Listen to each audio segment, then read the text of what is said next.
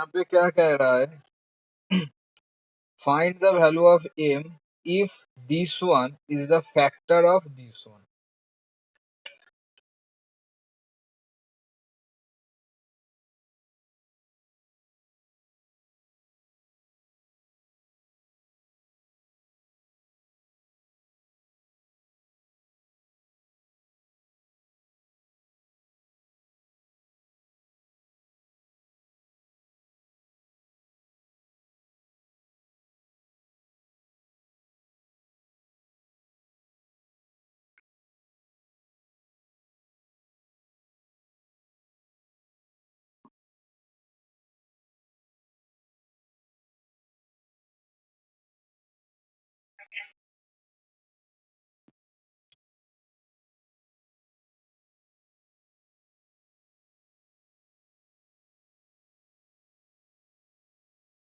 तो m का value मेरा क्या आया, 8/3 आया। हाँ सही है।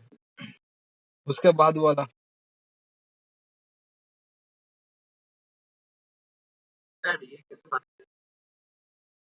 सोचो।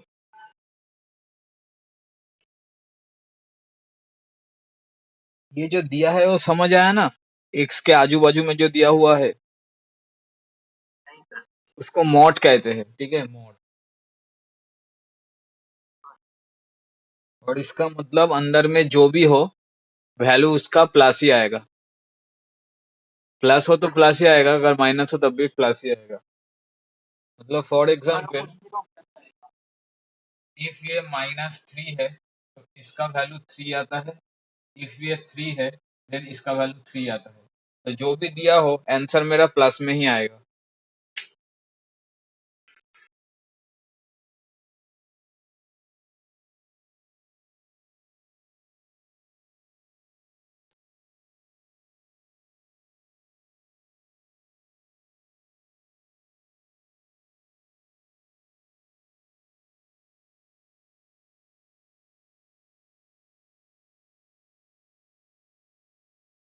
तो क्या होगा, बोलो क्या होगा। हाँ, दूसरा वाला क्या हो सकता है।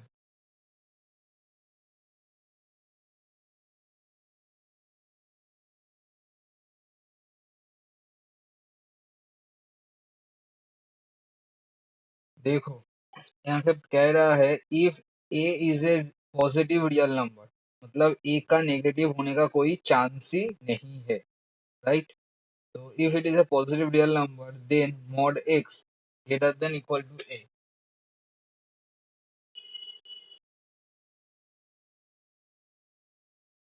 तो पहला वाला option x greater than equal to a, तो ये तो इसको सेटिस्फाई कर रहा है, क्योंकि यहाँ से x का कुछ वैल्यू निकलेगा वो पॉजिटिव में ही होगा। तो यहाँ पे ग्रेटर देन इक्वल है, इसका मतलब a के साथ इक्वल भी हो सकता है और ग्रेटर देन भी हो सकता है।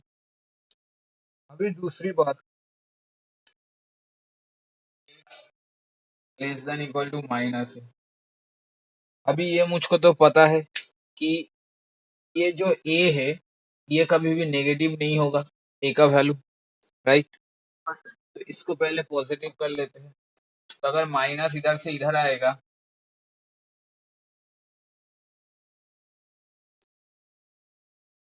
ये होगा,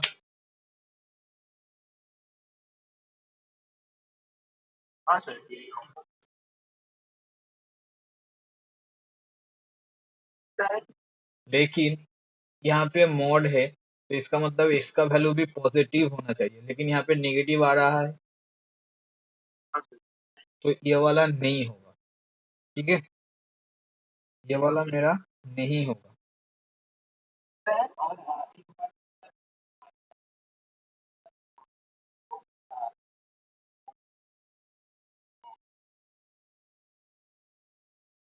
नहीं, ये x का वैल्यू है, सपोज x का वैल्यू -2, तो माइनस ऑफ -2 +2, ये x का वैल्यू है वो माइनस है, समझ आया। यहाँ पे a पॉजिटिव है तो यहाँ पे नेगेटिव तो नहीं होगा, तो इसलिए इसको पॉजिटिव कर लिए थे, समझ आया? लेकिन यहाँ पे भी माइनस क्यों नहीं होगा, क्योंकि ये एक्स के मॉड है, राइट? तो अगर ये मॉड है तो मुझको ये मिलेगा। अगर हम यहाँ पे माइनस लगाएंगे तो यहाँ पे भी ना माइनस होगा, लेकिन सिर्फ इस साइड में माइनस है, यहाँ पे नहीं है, तो इसलिए ये नहीं होगा।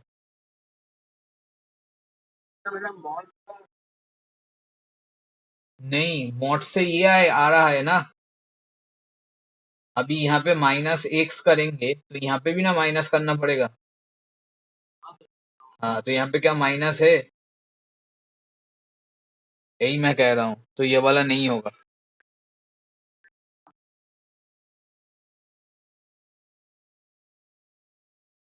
तो तीसरा वाला भी तो नहीं होगा, तो पहला वाला ऑप्शन है नंबर ए, यही वाला होगा। आंसर में क्या दिया हुआ? Dog, both A and B.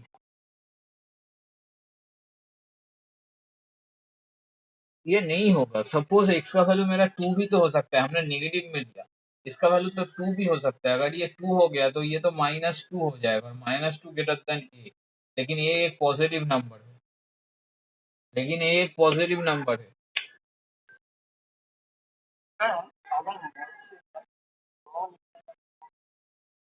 Mod से, मॉड से प्लस माइनस दो साइड नहीं निकलता, यही तो मैं बता रहा हूँ। मॉड से हमेशा प्लस ही निकलता है, ठीक है। और यहाँ पे एक्स का और ए का कोई रेंज भी नहीं दिया हुआ है कि इसमें नहीं होगा, तो हम कोई भी वैल्यू सोच सकते हैं। तो यहाँ पे अगर एक्स का वैल्यू हम माइनस टू लेंगे तो मेरा ये कंडीशन सेटिस्फाई करेगा। लेकिन अगर एक्स का वैल्यू पॉजिटिव ले लेंगे तो इस माइनस की वजह से ये ओवरऑल माइनस में आ जाएगा, और ये पॉसिबल नहीं है। क्यों नहीं है? क्योंकि ये मेरा पॉजिटिव ही होगा, और उससे बड़ा नेगेटिव नंबर नहीं होता। मेरे हिसाब से नंबर वन ही होगा, ठीक है। वहां पे कुछ एक्सप्लेनेशन दिया हुआ है कैसा कैसे हो रहा है? हाँ, तो यही वाला होगा। समझ आ रहा है? क्योंकि मुझको तो और कोई एग्जांपल सूझ नहीं रहा जिससे ये वाला भी सेटिस्फाई कर जाए। ये वाला सेटिस्फाई नहीं हो रहा है, ये वाला सिर्फ अगर एक्स का वैल्यू माइनस हो तभी सेटिस्फाई हो रहा है, अदरवाइज नहीं हो रहा है।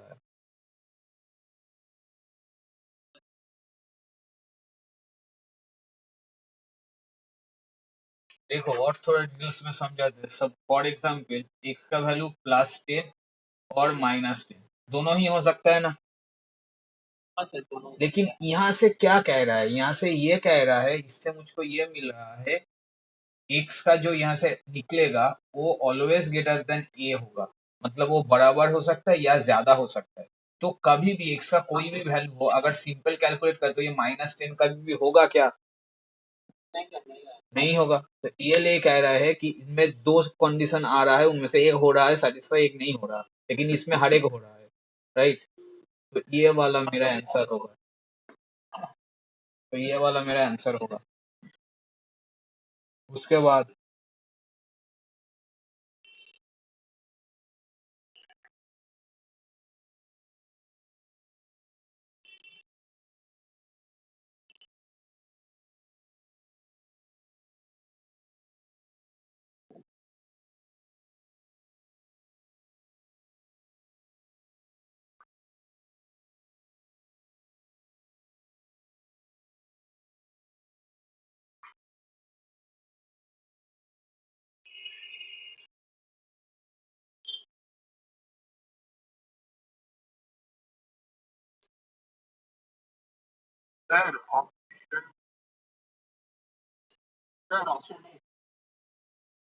ऑप्शन ए, हाँ राइट। उसके बाद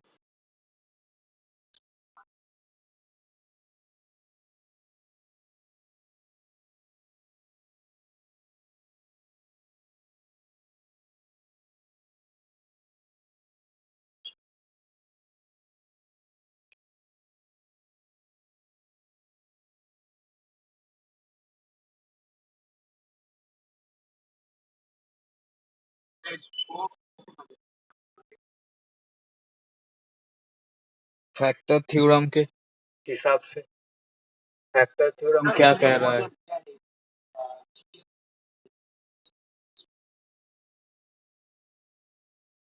कहाँ पे जीएक्स दिया नहीं है? हमको तो तीन तीन जी एक्स दिख रहा है।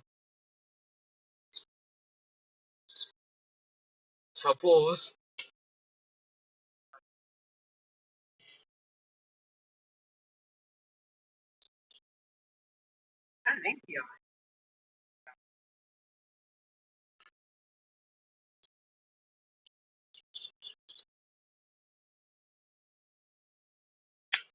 इसको अगर ये फैक्टर करेंगे, सपोज कोई एक क्वाड्रेटिक इक्वेशन है या कुछ भी है, लीनियर इक्वेशन है या क्यूबिकल इक्वेशन है, कुछ भी है, उसको अगर फैक्टराइज करेंगे तो ऐसा ही टर्म आएगा ना, फैक्टर आएगा ना।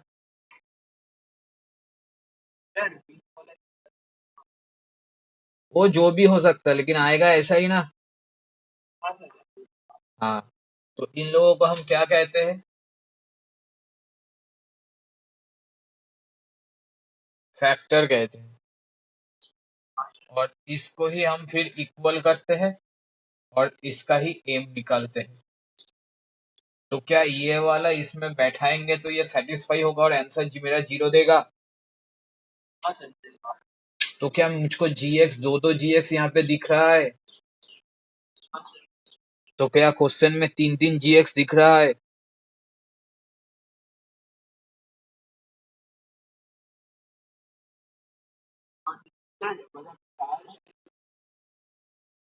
चार है तो तीन आएगा, मतलब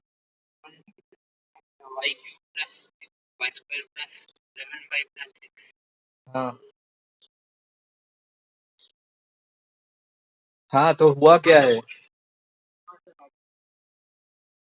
हाँ तो वही तो कह रहे हैं, जिसमें ये सेटिस्फाई होगा वो वाला आंसर करो।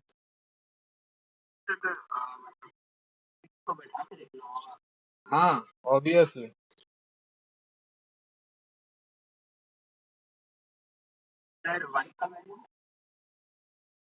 हाँ, वाई का वैल्यू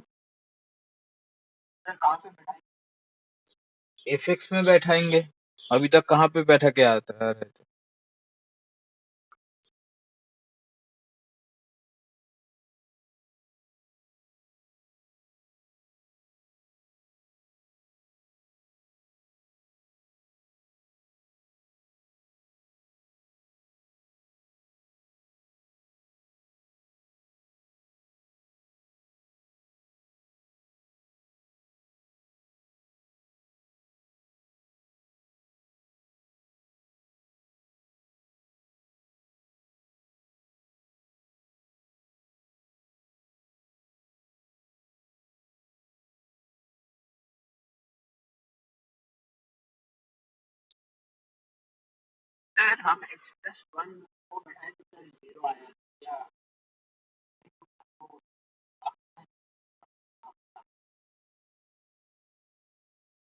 नहीं, ऐसा कोई बात नहीं है, ठीक है।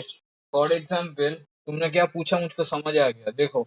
फॉर एग्जाम्पल यहाँ पे मेरा 12 है, ठीक है। तो इसका फैक्टर 3 और 4, राइट? ठीक है। अभी इसको और ब्रेक करके उन लोगों ने क्या दिया, 3 इंटू 2 ऐसा दिया, राइट? अभी तुमने पहला वाला बैठाया तो ये इसको सेटिस्फाई कर गया ना, क्योंकि ये तो इसका फैक्टर है। समझ आया? अभी ऑप्शन में तो ऐसे भी दे सकता है, 3 इंटू 2 इंटू 5। तो क्या मैं 5 को बैठाऊंगा और ये सेटिस्फाई करेगा? तो समझ आया ना, एक सेटिस्फाई होने से पूरा सेटिस्फाई हो गया, ये ऐसा हम नहीं कह पाएंगे।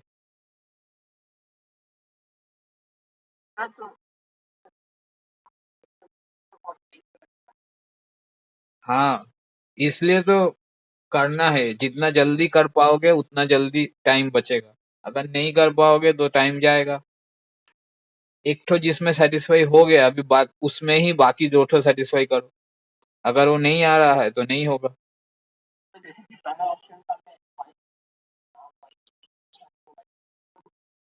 हाँ, y+1 है ना, वो सेटिस्फाई किया ना। हाँ, तो अभी y+2 का भी करना, फिर उसके बाद y+3 का भी करना।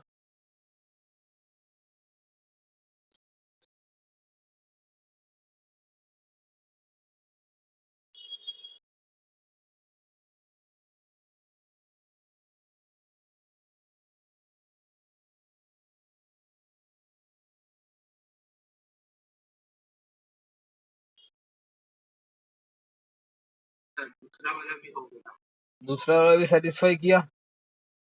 अभी तीसरा वाला करो।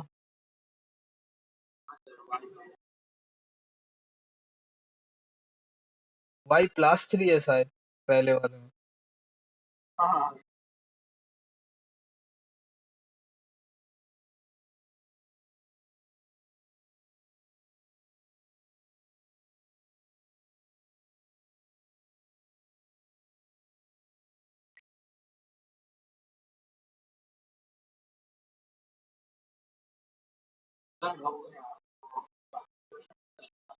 नहीं, ये तीनों सेटिस्फाई किया, तो ये वाला मेरा आंसर। समझ आया?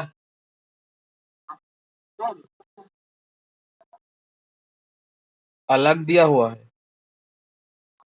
क्या दिया हुआ?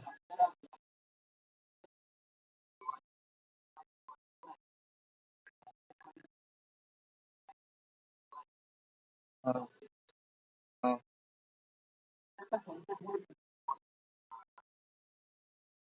मतलब वो लोग इसको फैक्टराइज किए, यही कहना चाहते हो? और लास्ट में करके वो वाला आया, राइट?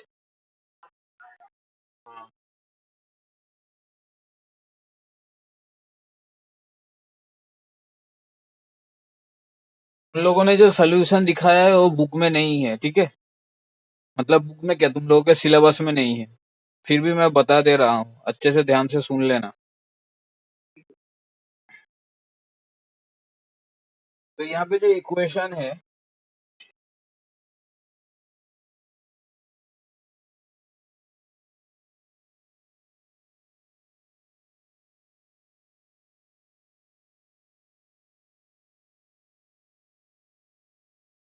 ये वाला इक्वेशन है, तो ये क्यूबिक इक्वेशन है। तो क्यूबिक इक्वेशन को बहुत तरीके से हम सॉल्व कर सकते हैं, ठीक है?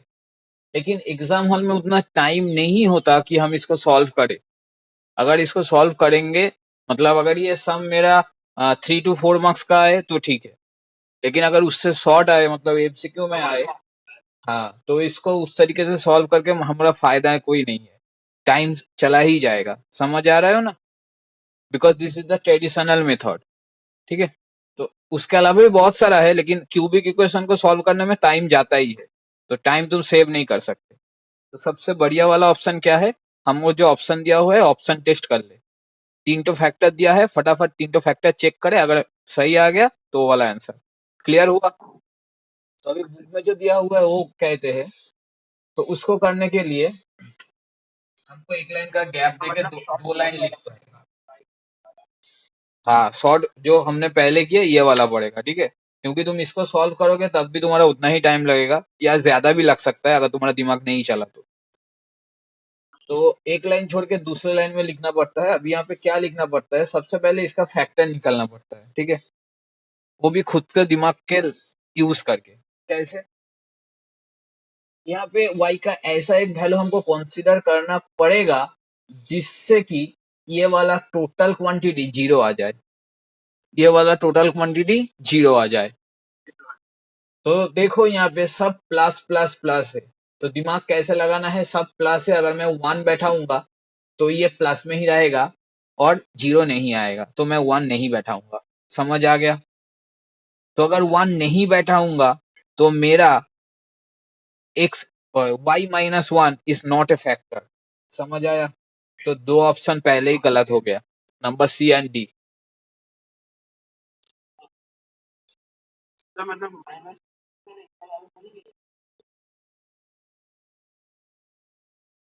सबसे पहले क्या करना पड़ता है, इसमें ऐसा एक वैल्यू बैठाना पड़ेगा जिससे क्या होगा, ये वाला पूरा इक्वेशन का वैल्यू जीरो हो जाएगा। समझ आया? या पॉलिनोमियल का वैल्यू जीरो हो जाएगा। तो ध्यान से देखो दिमाग कैसे लगाना है। ये भी प्लस, ये भी प्लस, ये भी प्लस, ये भी प्लस। अगर मैं y का वैल्यू 1 ले लू, y का वैल्यू मैं 1 ले लू, तो ये कभी भी जीरो होगा?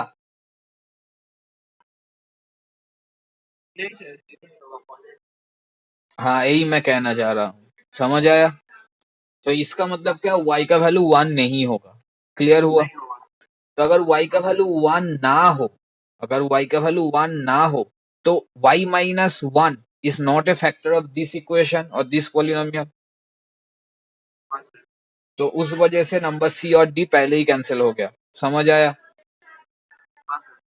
अभी दूसरी बात, तो हम क्या लेंगे, सब प्लस में है तो हम नेगेटिव वैल्यू से स्टार्ट करेंगे, और सबसे छोटा नेगेटिव वैल्यू -1 होता है, तो हम -1 बैठाएंगे। तो यहाँ पे -1 बैठाने पे ये -1 आता है, यहाँ पे -1 बैठाने पे ये +6 आता है, यहाँ पे बैठाने पे -11 आता है, और यहाँ पे बैठाने पे 6 आता है।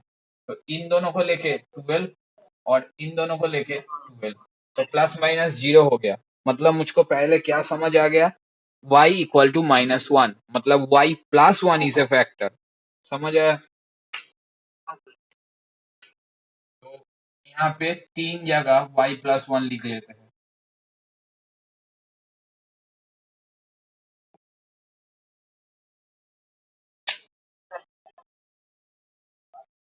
क्योंकि यही प्रोसीड्योर है और ये क्यूबिक इक्वेशन है, इसलिए हम 3 जगह लिखे। अगर इससे ज्यादा होता तो उतनी बार लिखते। समझ आया? अभी इसको सेटिस्फाई कराना होता है। देखो यहाँ पे y³ है और मुझे एक y मिल गया, तो मुझको किससे मल्टीप्लिकेशन करना है, y² से। करेंगे तो मेरा क्या आएगा, y³ आएगा प्लस y² आएगा। कंटिन्यू किए। समझ आया? अभी यहाँ पे 6y² है, हमको एक y² मिल गया, तो अब कितना चाहिए, 5y²। समझ आया? तो अगर 5y² चाहिए, यहाँ पे y है तो यहाँ पे +5y होगा। समझ आया? तो उसके बाद +5y इंटू y, 5y। अभी यहाँ पे 11y है तो मुझको फिर से 6y चाहिए।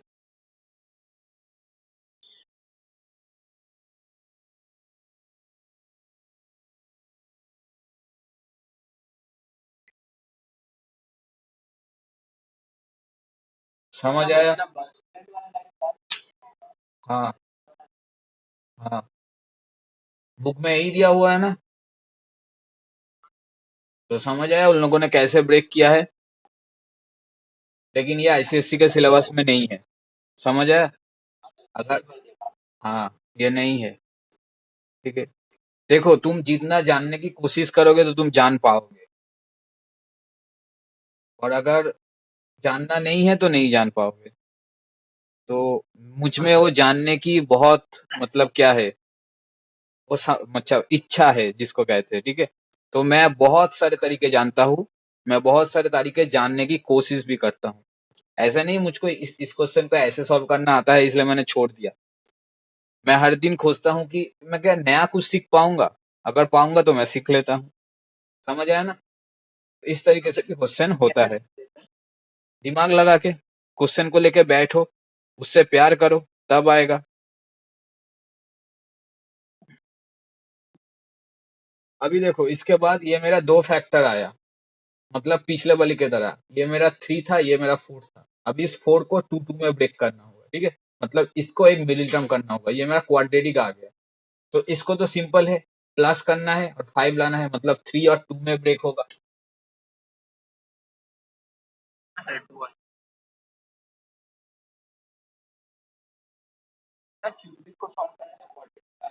हाँ, ऑब्वियसली आएगा।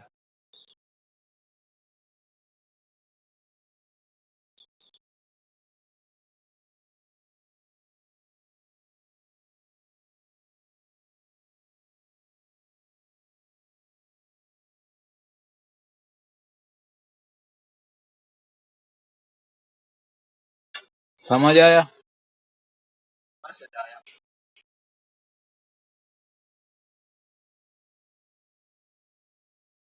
अगर हम क्यूबिक को सॉल्व करेंगे तो क्वाड्रेटिक होके ही सॉल्व होगा, अगर क्वाड्रेटिक को करेंगे तो लीनियर होके ही सॉल्व होगा। अगर इससे ऊपर करेंगे पावर 4, तो 4 से पहले क्यूबिक आएगा, क्यूबिक को इस तरीके से सॉल्व करना होगा तब मेरा क्वाड्रेटिक आएगा, क्वाड्रेटिक को सॉल्व करना होगा तब मेरा लीनियर आएगा। सब स्टेप वाइज। ऐसा नहीं है कि हम क्यूबिक से डायरेक्ट लीनियर में चले आए, या उससे ऊपर से डायरेक्ट क्वाड्रेटिक या लीनियर में चले आए। जितना बड़ा होगा उतना स्टेप बढ़ता ही जाएगा।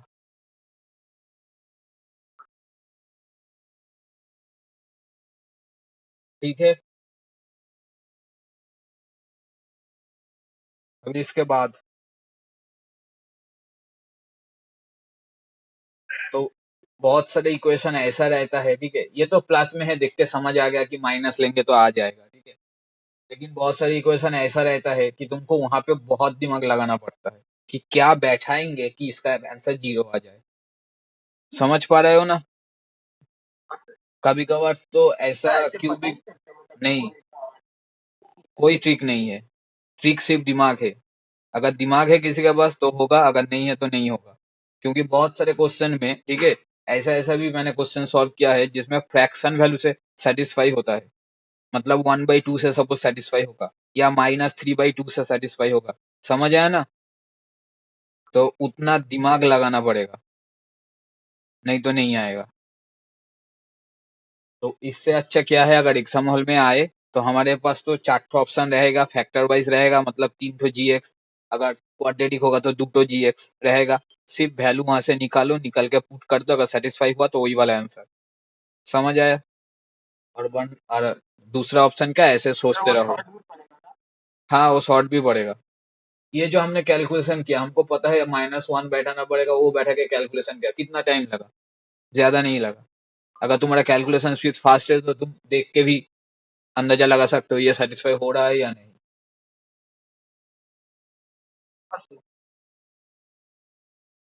क्लियर हुआ? इसके बाद वाला।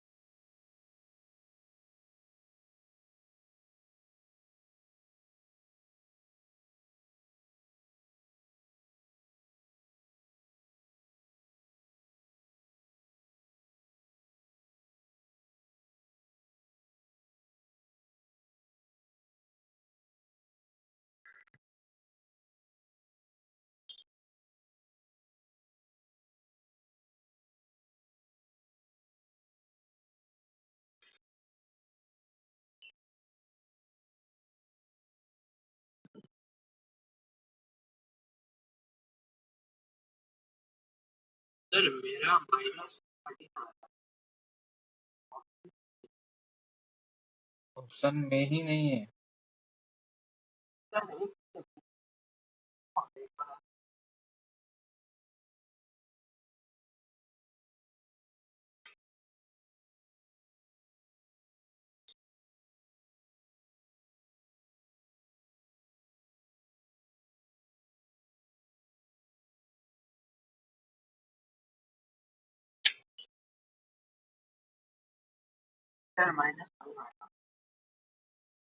अच्छा देख लो। तो जब भी ये वाला दिया हुआ है, दिमाग कहाँ पे जाएगा, a⁴n पे जाएगा। और इसका फॉर्मूला क्या होता है, a+n−1 d। तो उस हिसाब से इसको हम क्या लिख पाएंगे, a+10d इक्वल टू 50। 2 बैठाएंगे तो a+20 इक्वल टू 15। तो a इक्वल टू -5। तो ऑप्शन मेरा सी।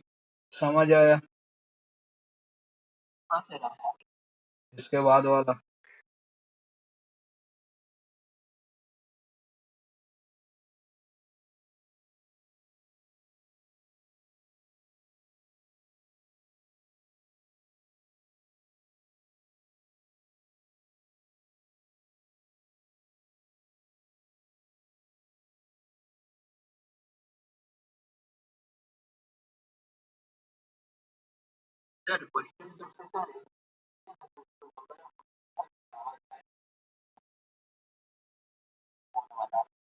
हाँ, ऐसा ही होता है।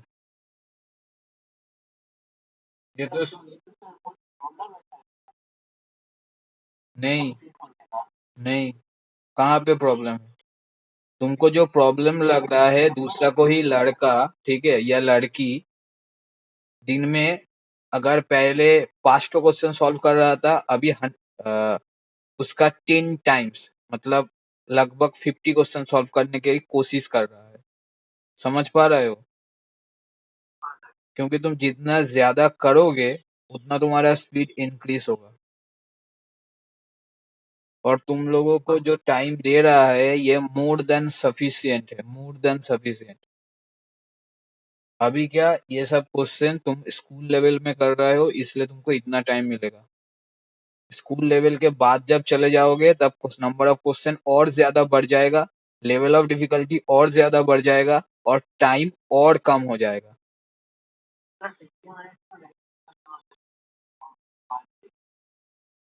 60 मिनट्स में 100 करना होता है। हाँ, एक सेकेंड में, मतलब एक क्वेश्चन में max to max 30 second, 25 to 30 second रहता है। उस 25 to 30 सेकेंड में ही उस क्वेश्चन को निपटाना होता है। अगर नहीं निपटा पाए तो क्वेश्चन चला गया। तो उसको करने के लिए दिमाग कितना फास्ट होना चाहिए ये आइडिया हो ही चुका है शायद। और दिमाग तभी फास्ट होता जब तुम उतने लेवल तक करोगे प्रैक्टिस।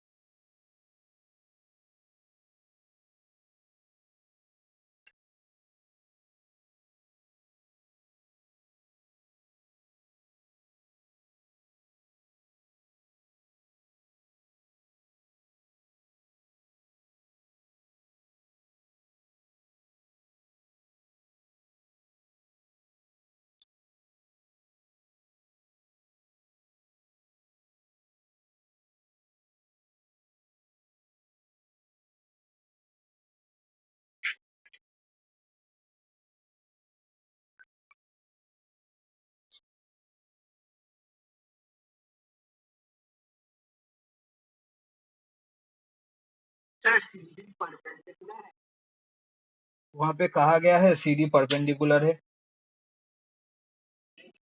तो नहीं है। नहीं, जब तक ना कहा जाएगा तो नहीं होगा। समझ आया? कभी कभार क्या होता है क्वेश्चन में डिफॉल्ट रह जाता है, मतलब वो होना चाहिए लेकिन आइदर प्रिंटिंग मिस्टेक या उन लोगों ने दिया नहीं है। और मैथ अगर वो लेंगे तभी सॉल्व होगा, तब उसको हम कंसीडर करना पड़ता है। लेकिन अदरवाइज पहले हमको नॉर्मल तरीके से कंसीडर करना है जो गिवन इंफॉर्मेशन दिया हुआ है।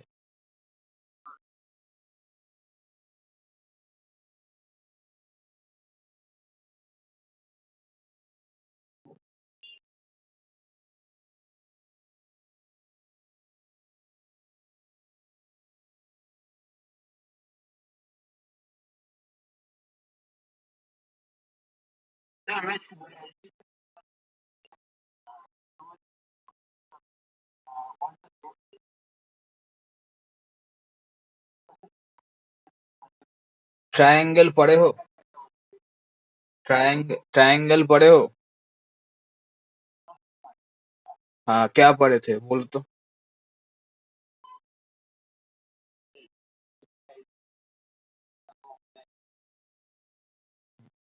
और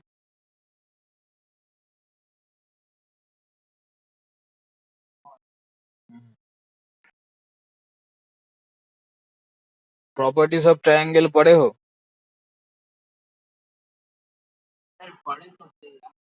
हाँ, इसलिए नहीं हो रहा है। समझ आया?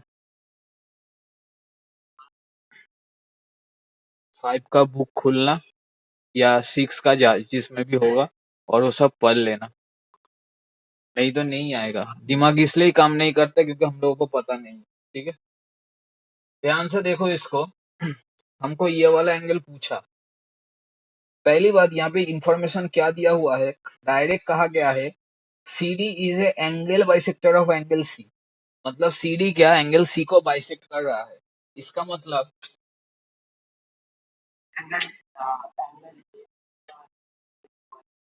ये वाला एंगल और ये वाला एंगल इक्वल है। अभी दूसरी बात क्या, फिगर में भी दिख रहा है और क्वेश्चन में भी दिया हुआ है this side equal to this side. और हम लोगों को पता है अगर साइड इक्वल हो तो उसका जो ऑपोजिट वाला एंगल होता है वो भी इक्वल होता है। तो इस वाले साइड का ये वाला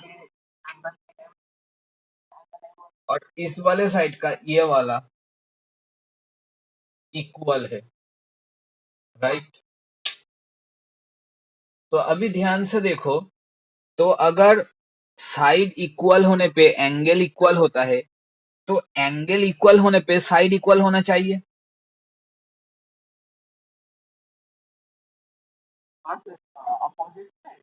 हाँ हाँ। तो अगर ये एंगल और ये एंगल इक्वल है तो इसका ऑपोजिट साइड ये वाला एडी और इसका ऑपोजिट साइड बीडी, तो ये वाला भी इक्वल है।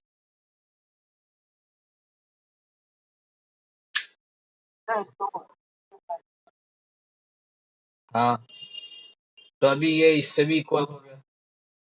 अभी ध्यान से देखो, हाँ, अभी ध्यान से देखो, ये वाला साइड अगर इक्वल हुआ तो इसका ऑपोजिट वाला एंगल भी इक्वल होना चाहिए, राइट। तो इसका एंगल ये वाला,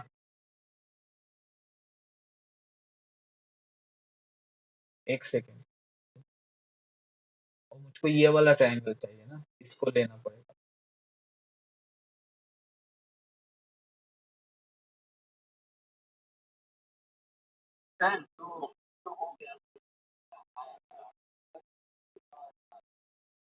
triangle B C D and A C D. हाँ हो गया, तो क्या हुआ उसमें।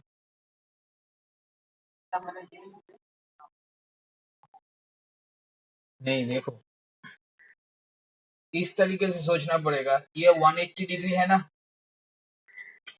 सपोज इसको एक्स मान लेते हैं, तो ये वाला 180 डिग्री माइनस एक्स।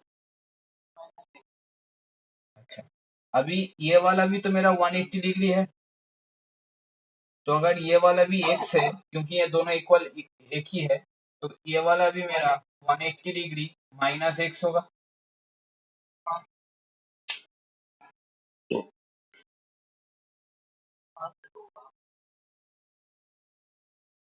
तो और क्या इक्वल कर पाएंगे। अभी देखो, इस ट्रायंगल में और इस ट्रायंगल में ये दोनों एंगल 180 डिग्री माइनस एक्स, ये दोनों इक्वल, तो थर्ड वाला इक्वल होना चाहिए। समझ आया।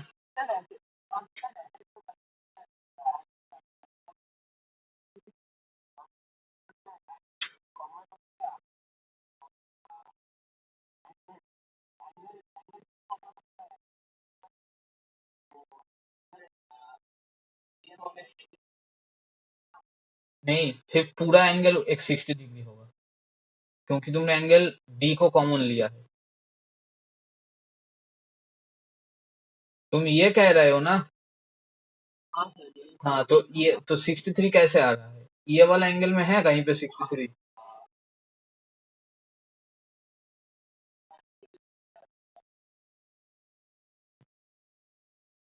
तो ऑप्शन क्या है।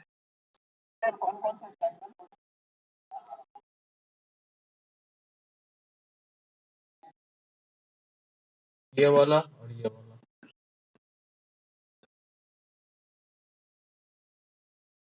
आंसर क्या 63 है।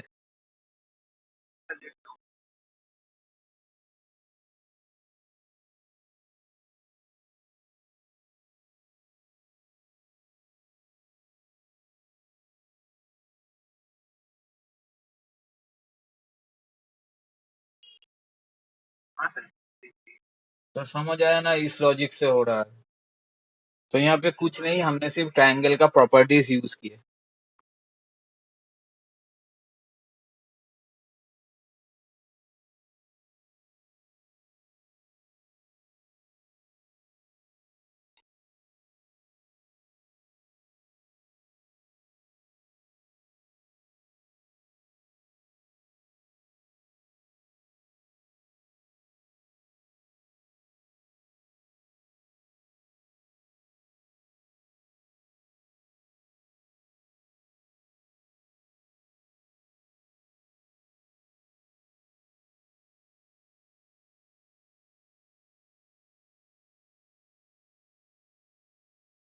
अब इसके बाद वाला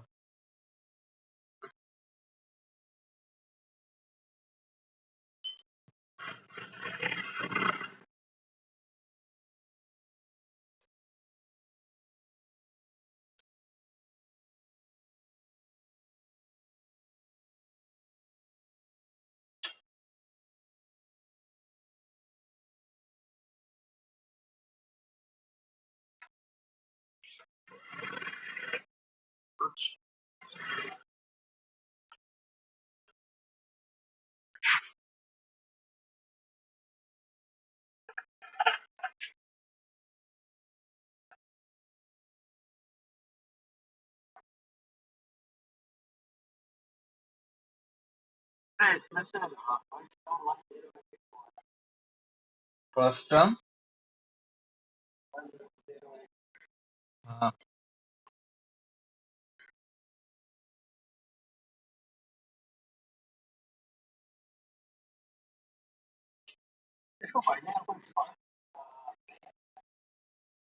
नहीं,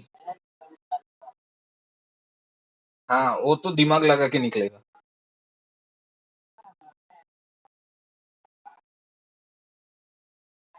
हाँ हाँ, तो हमको डायरेक्ट हाँ तो हमको डायरेक्ट लास्ट टर्म मिल जाएगा।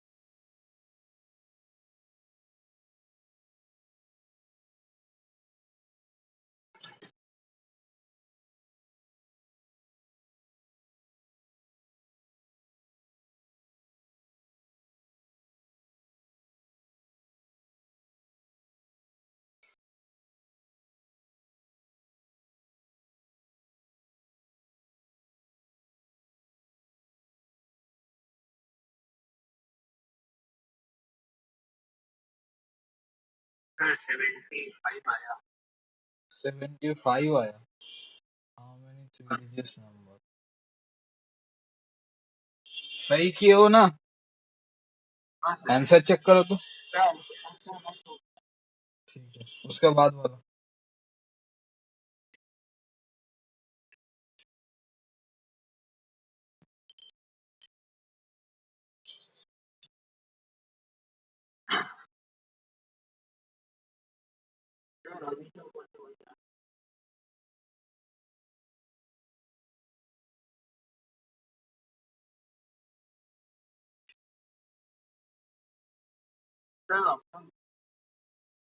ऑप्शन सी क्यों बोलो तो?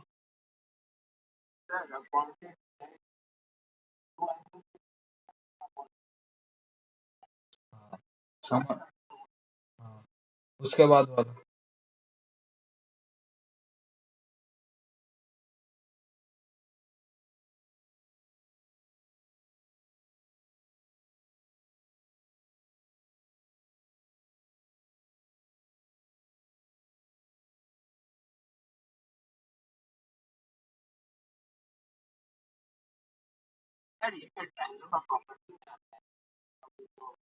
हाँ हाँ हाँ, ये सब ट्रायंगल के प्रॉपर्टी में है।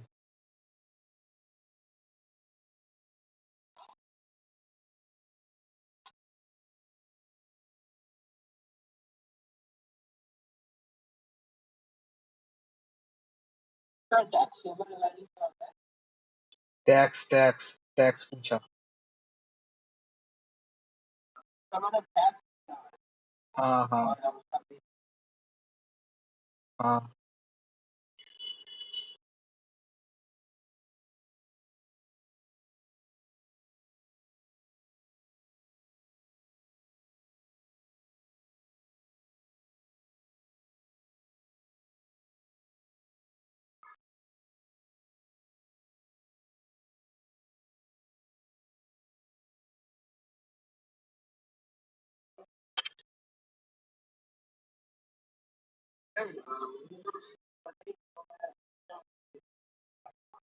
सीपी को एक्स लेके।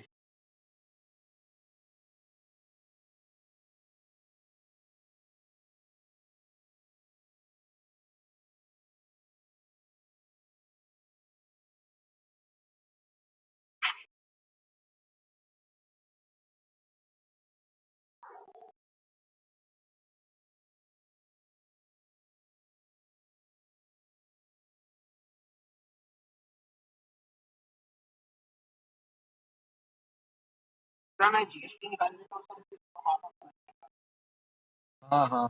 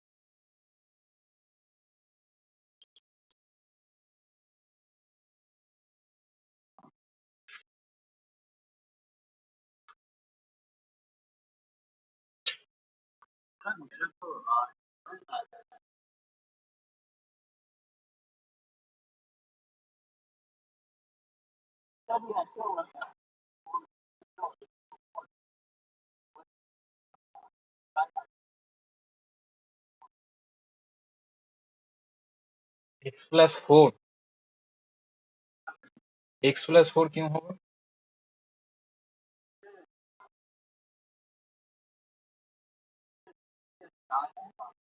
हाँ।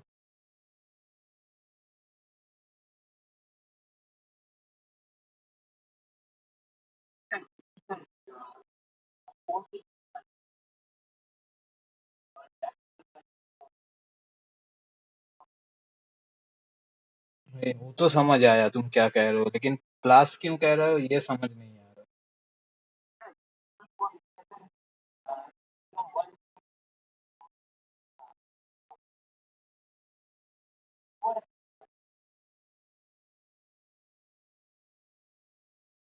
पहली बात तो ठीक है।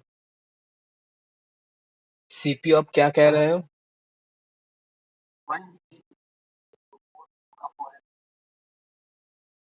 अच्छा, एक्स का 10 लिए तो हाँ कह सकते हो, लेकिन अगर ऐसे करेंगे तो मेरा नहीं आएगा,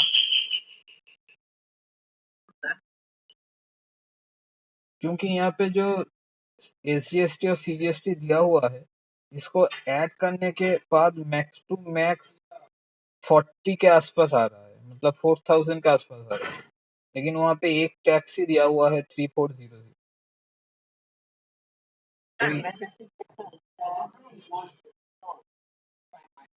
हाँ, तो यहाँ पे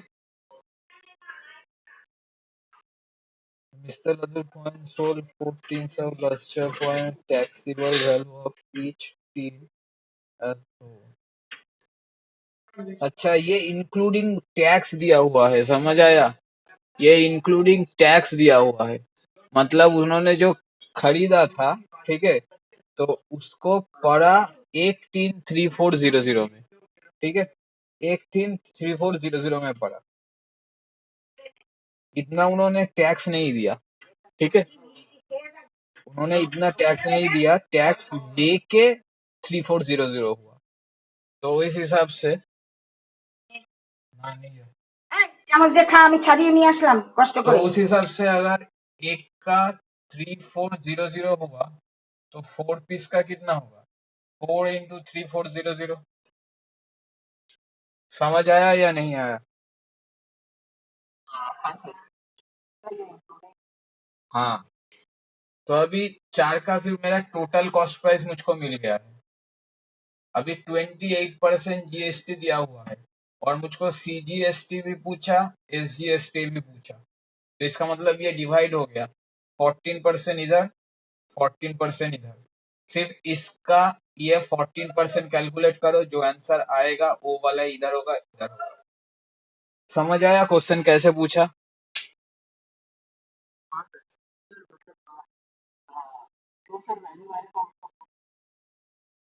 हाँ, क्योंकि ये वाला जो वैल्यू दिया हुआ है, ये उन्होंने जो खरीदा तो टैक्स लेके जितना हुआ वो वाला दिया हुआ है। समझ पा रहे हो ना? तो यहाँ पे हमको टोटल जो निकलेगा उसको ही सीपी कंसीडर करना है। ठीक है, यहाँ पे टैक्स माइनस करके उसको सीपी हम कंसीडर नहीं करेंगे, क्योंकि ऐसा कुछ कंडीशन यहाँ पे दिया नहीं हुआ है। यहाँ पे डायरेक्ट क्या गया है, टैक्सेबल वैल्यू, मतलब टैक्स लेके इतना हुआ। अभी 4 ठो के लिए इतना होगा टोटल, तो उसका 14% निकाल दोगे तो आंसर आ जाएगा। और ये 3400 है, ये उन्होंने दिया है, ऐसा नहीं कहा गया है, उन्होंने कलेक्ट किया है। समझ आया ना? जो कलेक्शन होगा सीजीएसटी और एसजीएसटी हम लोगों को पूछा, इसका मतलब ये वाला क्या है, ये वाला उन्होंने दिया है, तो यही को हमको सीपी लेके करना पड़ेगा तभी आएगा। तो वो वाला ही आंसर होगा। आंसर देखो कितना है।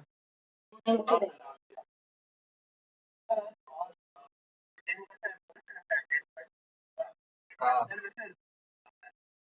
आंसर में बी दिया हुआ है। नहीं, 10 का सी होगा। ठीक है, आंसर में गलत दिया हुआ है फिर।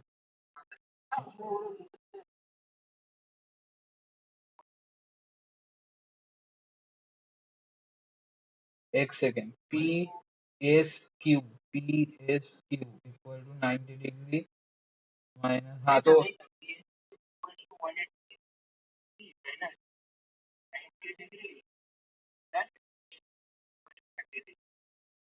प्लस नहीं, हाँ हाँ, 30 डिग्री आएगा। हाँ, 30 नहीं, 60 डिग्री आएगा। तो गलत दिया हुआ है ना। देखो, ये मिटा दे। अगर तुम एंगल कैलकुलेट करना चाहते हो तो खुद से कर सकते हो।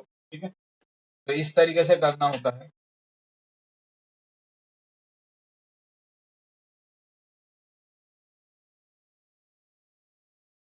यही दिया हुआ है ना। ये वाला 90 है तो इन दोनों का 90 होगा, ये वाला और ये वाला। ये 30 है, ये वाला 60 होगा। क्लियर? अभी ये टोटल 180 है ना, ये टोटल 180 है ना, 60 चला गया तो ये वाला 120 हुआ। तो 120 या 30 कितना होता है, 150 होता है। 180 से 150 चला गया, ये वाला 30 आ गया।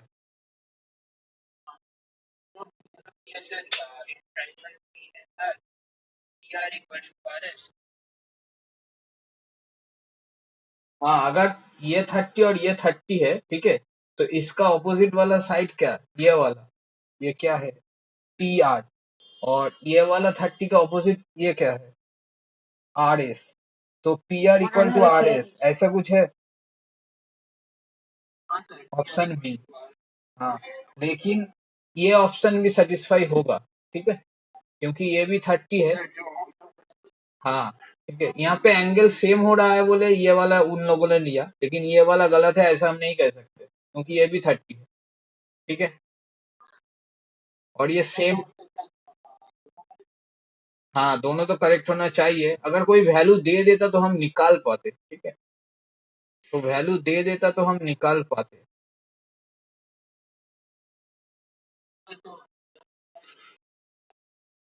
एग्जाम में तुमको, देखो ये एक ही ट्रायंगल के अंदर तुमको 230 दिख रहा है ना, तो इसको फर्स्ट प्रेफरेंस दे देना। समझ आया? अगर ये वाला 30 की जगह कुछ और आता, 45 या अदर्स कुछ आता और सिमिलर नहीं होता, तो हम इसका ऑपोजिट वाला ले लेंगे। ठीक है।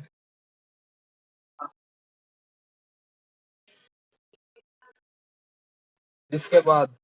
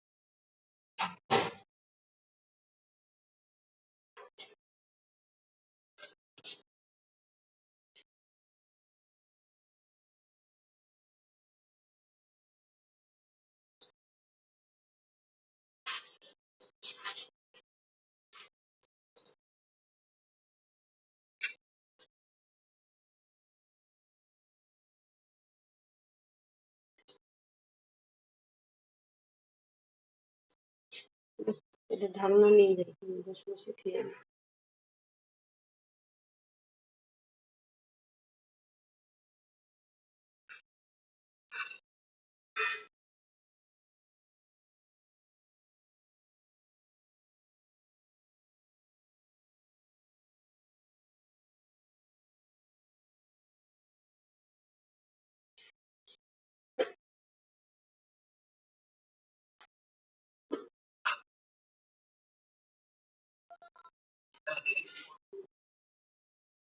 आंसर चेक करो।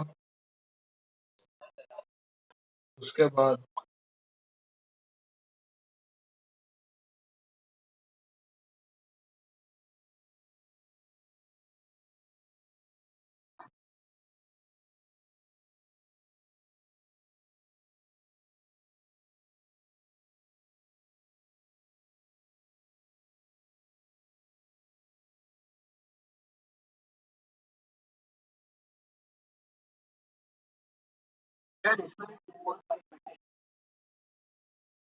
हाँ हाँ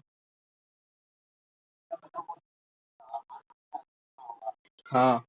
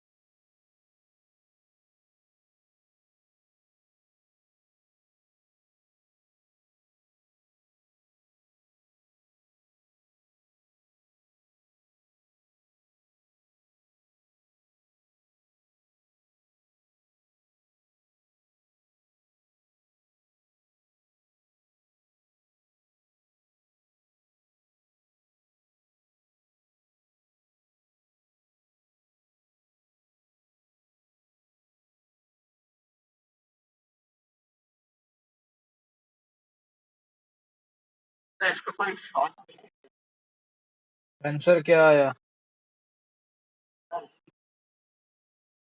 अभी देखो, क्या इसको दूसरे तरीके से कर पाते?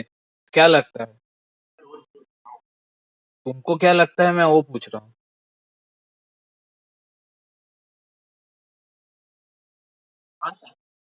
कैसे बोलो तो?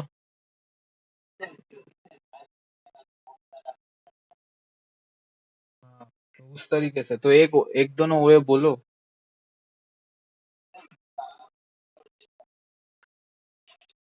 देखो, क्वेश्चन के ऊपर डिपेंड करता है हम लोगों का अप्रोच क्या होगा, ठीक है।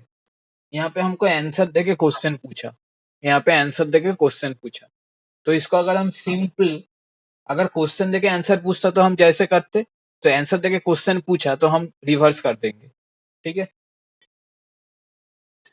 तो यहाँ पे x का वैल्यू एक बार 2 दिया हुआ है, x का वैल्यू एक बार 5 दिया हुआ है, यही दिया हुआ है ना।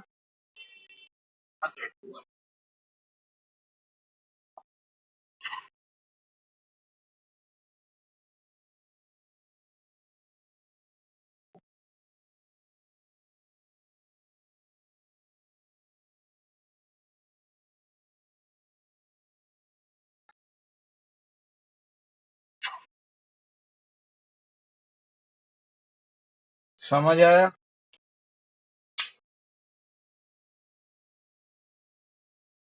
आया समझ?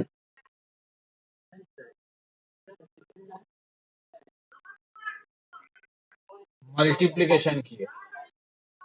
अगर हम लोगों को ये वाला देता तो हम इसके बाद ये करते, उसके बाद ये करते, ये करके ये आंसर निकालते। अभी ये आंसर दिया हुआ है तो सिंपली हमने बैकवर्ड किया तो हमारा क्वेश्चन आ गया 7x। अरे यहाँ पे 5 है और यहाँ पे 2 है और दो ही माइनस है, तो यहाँ पे क्या होगा? हाँ वही तो, तुमको ऐसे सोचना पड़ेगा ना कि हम अगर फॉर्मूले को फॉरवर्ड में लगाएंगे। मैंने बहुत सारा प्रैक्टिस किया, मैंने कभी सर को ये नहीं बोला कि हमसे ये नहीं हो रहा है। समझ पा रहे हो? अगर कोई मैथ नहीं भी हो रहा है उसको हम 30-40 बार करके उसका आंसर कुछ भी आए, आने के बाद सर से पूछते क्या ये हुआ। अगर ये हुआ तो क्या हम इसको दूसरे तरीके से सोच पाते? तब जब सर हमको समझाते थे तब हमको समझ में आता था, हाँ, क्योंकि हमने वो 30-40 बार जो किया था उसमें मेरा ब्रेन एक्टिव हो गया। और जो स्टूडेंट ये क्वेश्चन देखा नहीं हुआ सर बताएंगे उसका डीएक्टिव ब्रेन है, उसका कभी नहीं होता। तो दिस इज द डिफरेंस। तो मैं ऐसे सोचता था, अगर मैं इसको करके ऐसे ले पाऊंगा तो मुझको ये वाला पूछा, क्या मैं इसको ऐसे ले पाऊंगा? एक बार करके तो देखते। समझ पा रहे हो? इसलिए मेरे दिमाग में जल्दी आ जाता है क्वेश्चन को देख के ही।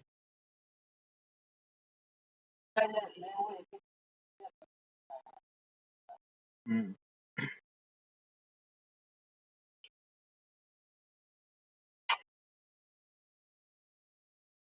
अभी इसके बाद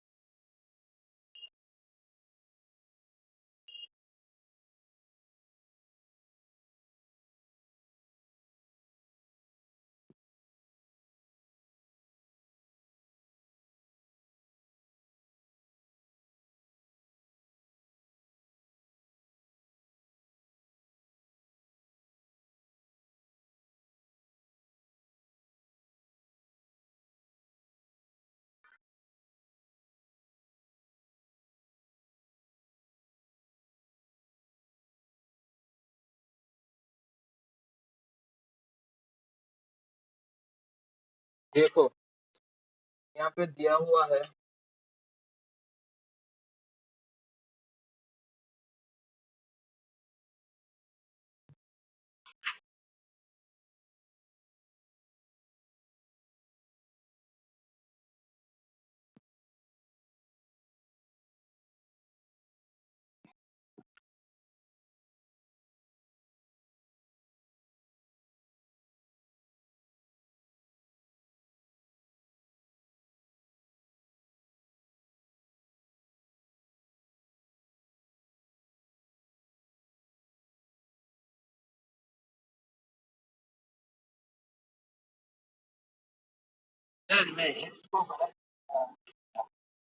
हाँ पता है मुझको।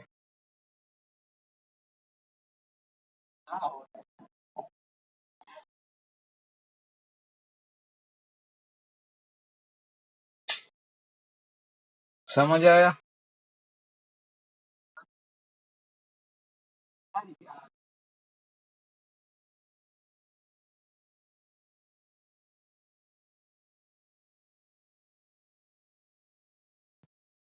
तो नंबर 16 करो,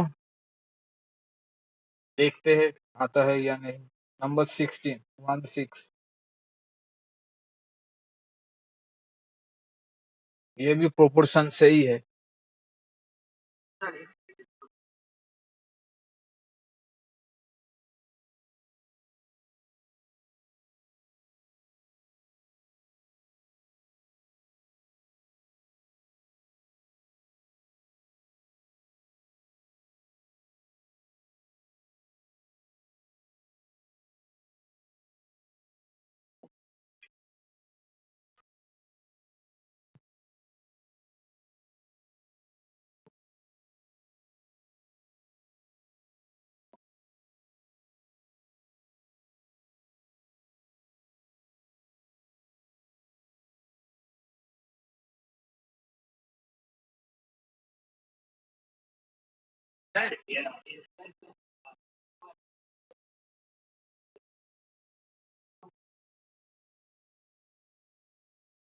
हाँ,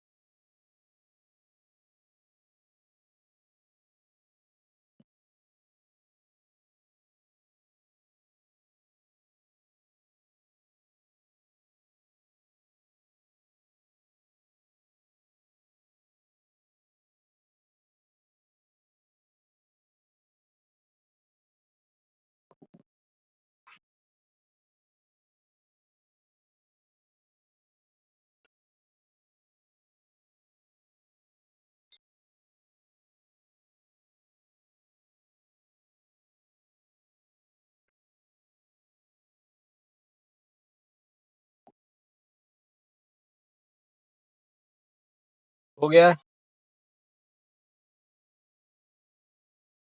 नहीं सर, सर इसका ब्रेकिंग नहीं हो रहा है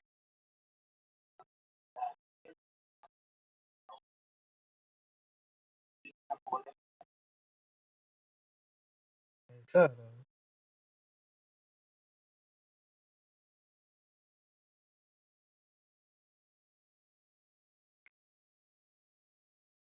4x कहाँ से आ गया?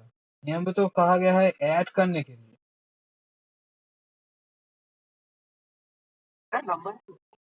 नंबर 16, ध्यान से सुना करो मैंने क्या कहा।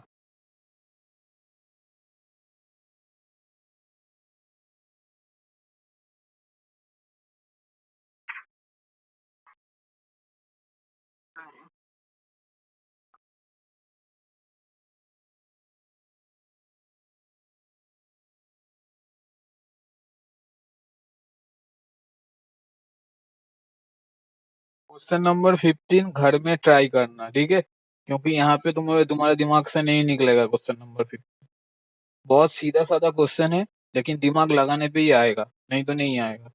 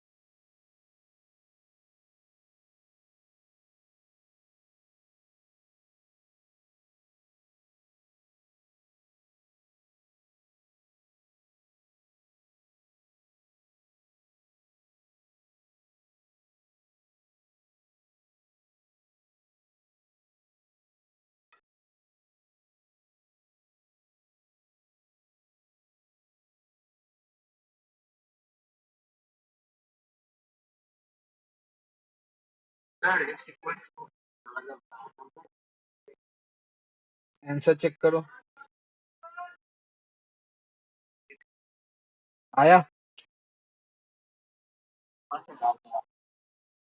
अभी देखो,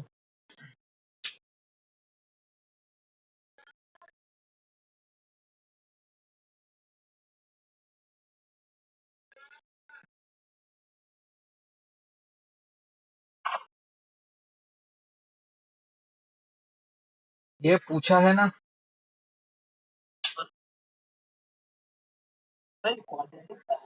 हाँ, ये क्वाड्रेटिक का है। ठीक है।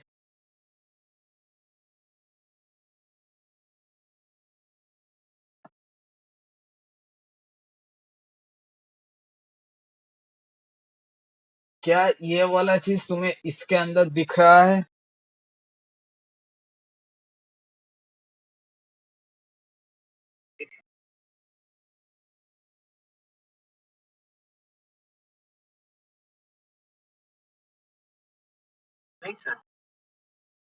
तो चलो दिखाते हैं।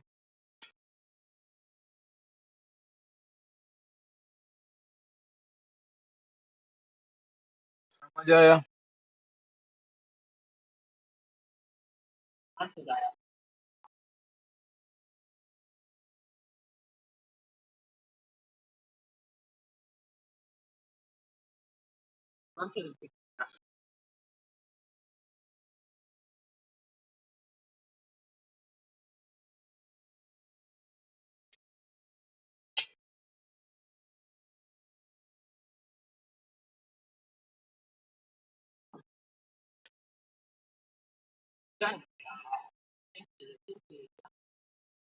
नहीं, यहाँ पे था, इसको इधर लेके आया।